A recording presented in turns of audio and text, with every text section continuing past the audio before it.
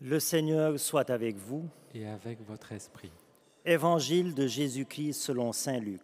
Gloire à toi, Seigneur. En ce temps-là, comme Jésus était en train de parler, une femme éleva la voix au milieu de la foule pour lui dire « Heureuse la mère qui t'a porté en elle et dont les seins t'ont nourri. » Alors Jésus lui déclara « Heureux plutôt ceux qui écoutent la parole de Dieu et qui la gardent. » Acclamons la parole de Dieu. Louange à toi, Seigneur Jésus.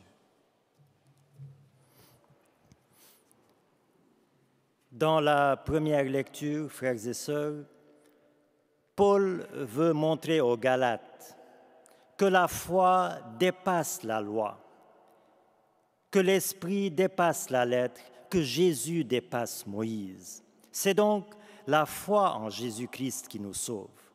Mais alors, qu'est-ce que la foi?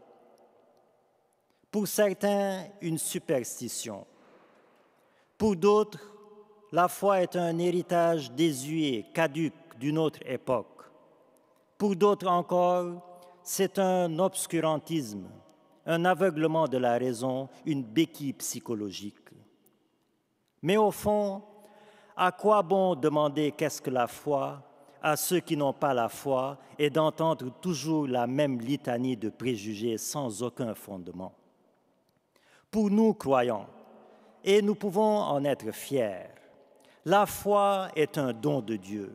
Ce n'est pas un obscurantisme, c'est une lumière supérieure, une intelligence supérieure, une intelligence surnaturelle qui vient au secours de notre intelligence naturelle pour nous faire accéder à un monde qui est inaccessible à la seule raison humaine, le royaume des cieux.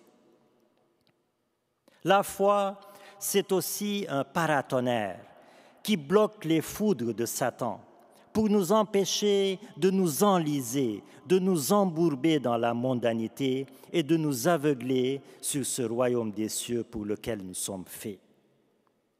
La foi, c'est donc entrevoir dans l'obscurité de notre monde une étincelle qui brille au loin et qui nous fait miroiter l'espérance d'un monde éternellement lumineux.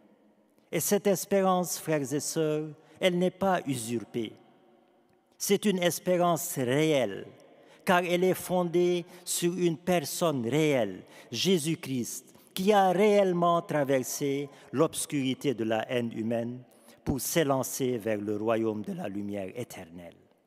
Mais attention, la foi n'est pas un don qui nous est accordé sans aucun secours de notre part. La foi doit être entretenue, elle doit être nourrie, elle doit être entraînée régulièrement. Comme une graine semée en terre dégénère si le sol n'est pas bien entretenu, comme un sportif perd sa forme physique s'il ne s'entraîne pas régulièrement, eh bien de même, la foi non entretenue régulièrement, non entraînée régulièrement, finit par se diluer dans l'engrenage de ce monde et finit par se dissiper, par disparaître.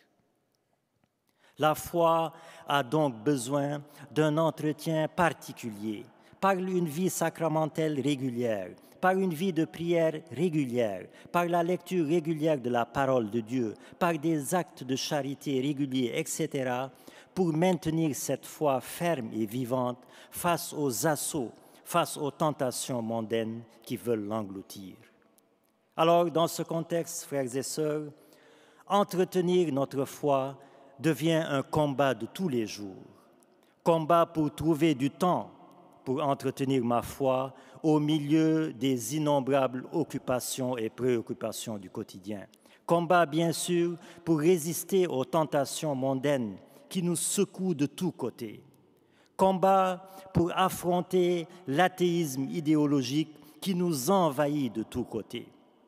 Combat difficile, frères et sœurs, mais combat salutaire, car sans combattre, nous ne vaincrons pas. Et sans vaincre ce monde, nous ne verrons pas l'autre monde.